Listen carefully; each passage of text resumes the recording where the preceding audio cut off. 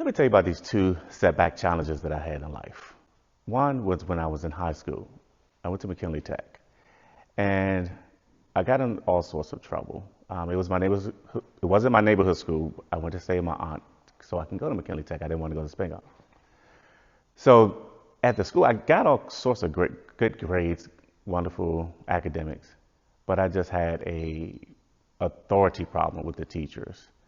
And one day, one of the teachers snatched a bag that belonged to one of my female friends.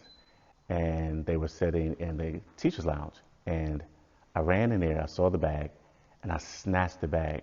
However, the teacher grabbed the bag as she was sitting down and fell out of the chair. Oh my gosh, that's not what I wanted to happen.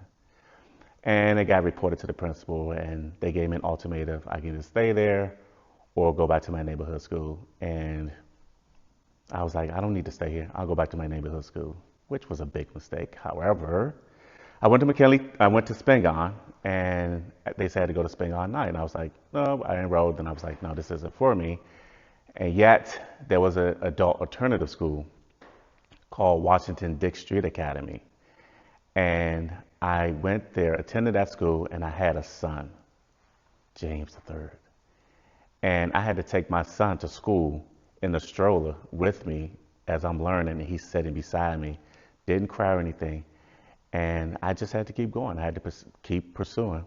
I graduated from there in 1994, and the beloved Marion Barry was one of the keynote speakers who came, and I took all sorts of photos with him, and we had the graduation at Gallaudet.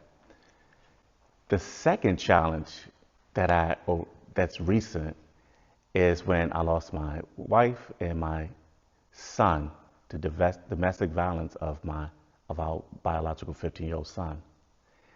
And that threw me into a spiral to become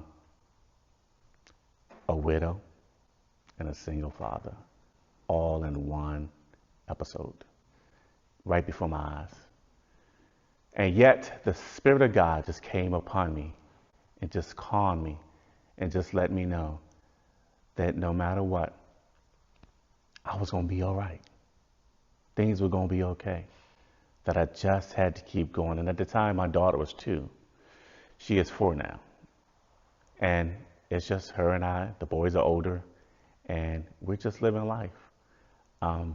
It's challenging. Things are challenging. I would not say that they weren't. But helping others to get through their challenges by telling my story, that brings me joy, God's joy, that peace that surpasses all understanding. It's about encouraging, motivating, and that lifts my spirits. That helps me to stay above the water. That helps me to stay afloat by encouraging others. So you see, my life is not just about me. My life is about helping others, providing services to others, providing hope to others, providing whatever they need, an outlet for others to be inspired to keep going. Just because a challenge or you lose someone in life, that doesn't mean that's the end of the world. That's a new chapter for you. That's a new chapter for you to go back and help somebody else, just like I'm doing. And I love to encourage and motivate others. So that's some of my challenges. I have a lot. I'm 54 years old. I have a lot of challenges. But those are some of the 2 that I can really resonate, because when I did get my degree, when I did get my high school diploma, I now have my MBA from Liberty University. So you see, I don't stop. I keep going. You too. You can keep going. You don't have to stop. Just keep going and just allow life to show you all the wonderful things that God has for you. The affordability of everything. Life is good. God is good. And just keep going. Don't stop. Learn to cope. That's the biggest thing. Coping.